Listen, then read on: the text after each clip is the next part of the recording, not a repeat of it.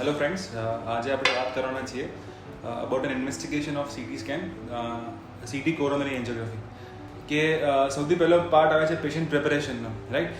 તો પેશન્ટને પ્રિપેરેશન માટે કોઈ પણ કોન્ટ્રાસ્ટ સ્ટડી, આપણને ખ્યાલ હશે કે કોઈ પણ કોન્ટ્રાસ્ટ સ્ટડી પહેલાં આપણે પેશન્ટનું સીરમ ક્રિએટિનિન લેવલ ચેક કરવાનું હોય છે.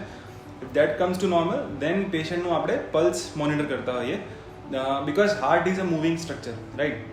સો અગર હાર્ટ મૂવ કરશે તો એને જે સપ્લાય કરનારી જે આર્ટરીઝ છે that also R going to move, right. So if the arteries are also moving તો આપણને એક્ઝેક્ટ એસ્ટિમેશન નહીં આવી શકે જે પ્રોસિજર કરવાની છે. That is why we want a stable heart rate, right. So પેશન્ટને પહેલાં આપણે ક્રિએટિનિન ચેક કર્યા પછી will monitor the heart rate. એ સ્ટેબિલાઇઝ કરવા માટે નાઇટ્રેટ્સ કે બીટા બ્લોકર્સ તરીકે આપણે ડ્રગ્સ આપવી પડતી હોય છે. And once the heart rate is stabilized, આપણે પેશન્ટનો એક પ્લેન સ્કેન લઈ લઈએ છીએ, રાઈટ. હવે પ્લેન સ્કેનની ઇમ્પોર્ટન્સ એ છે કે એમાં આપણને કેલ્શિયમ સ્કોર ખબર પડે છે.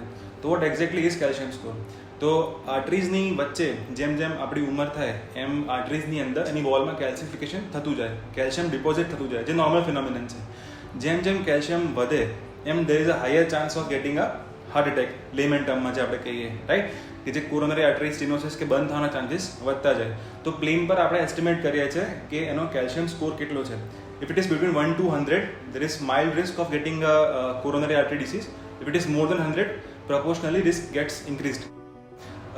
સેકન્ડ એ કે આપણે સ્ટેન્ટ અગર પેશન્ટને નાખેલું છે, ઘણા પેશન્ટ કેવા હોય કે બહુ ઓલ્ડ એજના આપણી પાસે આવતા હોય, એની પાસે કશા કોઈ ડોક્યુમેન્ટ્સ કે એવું કંઈ હોય નહીં, હિસ્ટ્રી આપણે પૂછીએ તો સ્ટેન્ટ એક્ઝેક્ટલી કઈ આર્ટરીમાં છે કે નહીં એ પ્લેન સ્કેન પર આપણને ખબર પડે. ઓકે, એના પછી આપણે આ બધી પ્રોસિજર આપણે ઇસીજી ગેટેડ લીડ્સથી કરતા હોઈએ, કેમ કે હાર્ટ રેટ આપણે ડ્યુરિંગ ધ પ્રોસિજર પણ મોનિટર કરવાની હોય, રાઈટ. એકવાર પ્લેન સ્કેન આવી જાય પછી જે એકમાત્ર વસ્તુ જે આને આપણે ઇન્વેઝિવ કહી શકશું, એમાં એક આપણે ઇન્ટ્રાવિનસ એક્સેસ લેવાની હોય. સામાન્ય ભાષામાં કહીએ તો ગ્રીન કલર કે 18 ગોઝની આપણે વીગો લેવાની હોય, જેનાથી આપણે ડાઈ આપશું, રાઈટ. તો after plain scan when the Vigo is taken, આપણે પછી ડાઈ આપશું, રાઈટ.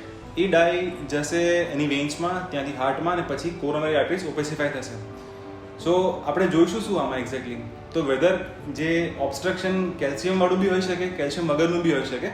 તો જે ઓબ્સ્ટ્રક્શન છે આપણે એક્ઝેક્ટ માપી શકીએ. હાર્ટને સપ્લાય કરવાવાળી આર્ટરીઝ 3 હોય છે. So after the plain scan is taken, આપણે પેશન્ટને વીગો પણ મૂકી દીધી છે. Now we are going to administer the contrast.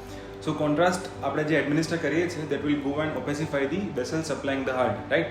So 3 main arteries આપણે ઇવેલ્યુએટ કરવાની હોય છે. One is the LAD, second is the LCX and third is the RCA, right. So આમાં વોટ ઇન્ફોર્મેશન વી કેન ઓપ્ટેન કે કોઈ સૌથી પહેલાં તો કોઈ કન્જેનિટલ એનોમલી છે કે નહીં, સેકન્ડ એ કે રાઇટ ડોમિનન્ટ કે લેફ્ટ ડોમિનન્ટ ફ્લો છે કે નહીં, અને થર્ડ જે સૌથી ઇમ્પોર્ટન્ટ આમાં પ્રોસેસ છે કે અગર કોઈ આર્ટરીની અંદરનો ફ્લો ઓબ્સ્ટ્રક્ટ થઈ રહ્યો છે બિકોઝ ઓફ એની કેલ્સિફાઈડ નોન કેલ્સિફાઈડ પ્લાક, તો એક્ઝેક્ટ ઓબ્સ્ટ્રક્શન કેટલું આવે છે આપણે એ ડિટરમાઇન કરવાનું હોય. કે સપોઝ કે આ ગોળ આપણે ઇમેજિન કરીએ, રાઈટ. તો આની પેરીફેરીમાં એક પ્લાક છે આટલો, તો actual human should be this, અને because of the plaque it is now this much. So exact આપણે કહી શકીએ કે 5%, 10%, 20% કેટલો એનો ઓબ્સ્ટ્રક્શન છે. આ ફાઇનલ ઇન્ફોર્મેશન આપણે 2 થી 3 કલાકમાં પેશન્ટને આપી દેતા હોઈએ છીએ. અને with the help of the softwares that we have, આપણે 3 ડાયમેન્શનલ રિકન્સ્ટ્રક્શન કરીને કોઈ લેમેન પણ જાણી શકે કે કેટલું ઓબ્સ્ટ્રક્શન છે કેટલું નહીં, એ રીતે પ્લેટિંગ કરીને પેશન્ટને આપતા હોઈએ છીએ. સો ઓવરઓલ આમાં કેવું છે કે પેશન્ટ પ્રિપેરેશનથી લઈને રિપોર્ટ સુધી આખું overall procedure till report is done 3-4 અવર્સમાં આપણે કમ્પ્લીટ કરી શકીએ છીએ. અને બિલકુલ બી ઇન્વેઝિવ નથી.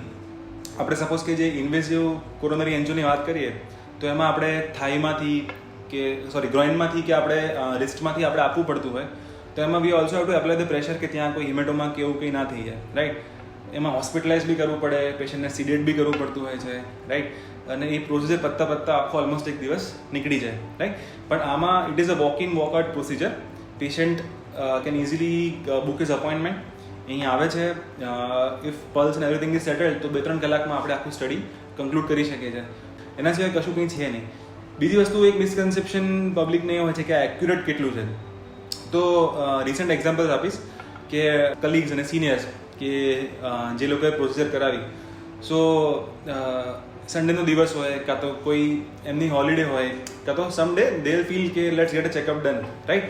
સો they will call up and they say કે આજે coronary will get the test done, right. So test કર્યા પછી દે ગેટ ટુ નો કે એમની 1 કે 2 કે ઇવન 3 આર્ટરીઝમાં બ્લોકેજ છે. સો ધોઝ પેશન્ટ કે ધોઝ ડોક્ટર્સ રાધર કે જે ટેસ્ટ કરાવીને ગયા છે, તો they get to know immediately. It is a screening procedure. આનું આ સપોઝ કે એમને પેલી ઇન્વેઝિવ પ્રોસિજર કરાવવાની હોય તો એટલું મોટિવેશન બી નહીં આવે, એટલો ટાઈમ બી ના કાઢી શકે. અને આ સ્ક્રીનિંગથી એમને ખબર પડી ગઈ કે આટલી ખરેખર બ્લોક હતી અને પછી એ પ્રમાણે એ બરોબર ટ્રીટમેન્ટ લઈ શક્યા. અને આવા 2-3 નહીં, many doctors have got this test done at our center. 5,000-6,000 doctors કરાઈને ગયા છે. Even routinely every day we have 3-4 patients at our center. અને રિઝલ્ટ્સ ફેરલી એક્યુરેટ છે આમાં. અને પોસ્ટ પ્રોસિજર કોમ્પ્લિકેશન્સ આમાં છે જ નહીં એવું કહેતો બી ચાલે. જે નોર્મલ કોન્ટ્રાસ્ટ પ્રોસિજર હોય કોઈ બી, જેમ કે એબ્ડોમનનો સ્ટડી છે કે આઈઓપીનો સ્ટડી છે, બસ એટલું જ પેશન્ટને ધ્યાન રાખવાનું હોય. 2-3 દિવસ થોડું હાઇડ્રેશન વધારે રાખે, પાણી વધારે પીવે. અને ટેસ્ટ કરાવતી પહેલાં બસ પેશન્ટને થોડુંક એન્ઝાઇટી લેવલ થોડું ઓછો રાખવો પડે કે થોડુંક શાંત મને આવે, થોડુંક સારી રીતે કરે તો એમાં શું હાર્ટ રેટ એમનો સ્ટેબલ થઈ જાય. This is all about coronary angiography. So there is nothing to worry about this procedure. બહુ જ સેફ છે, બહુ જ એક્યુરેટ છે. અને whoever has the complaint of chest pain, unexplained chest pain, can get the test done after proper guidance by the cardiologist, right? હવે આપણે જો હાર્ટની એન્જિયોગ્રાફી કરવી હોય તો 6 સેકન્ડ્સની અંદર આપણે હાર્ટની એન્જિયોગ્રાફી થઈ જાય છે. ઉસ્માનપુરા ઇમેજિંગમાં એવું સીટી સ્કેનર આપણે વસાયું છે જે લોએસ્ટ રેડિયેશનમાં ફક્ત 6 સેકન્ડમાં હાર્ટની એન્જિયોગ્રાફી કરી શકે છે. એ procedure walk in walk out procedure છે. તમારે એના માટે એડમિટ થવાની કે બીજી કોઈ પ્રિકોશન્સ લેવાની કોઈ જરૂર નથી.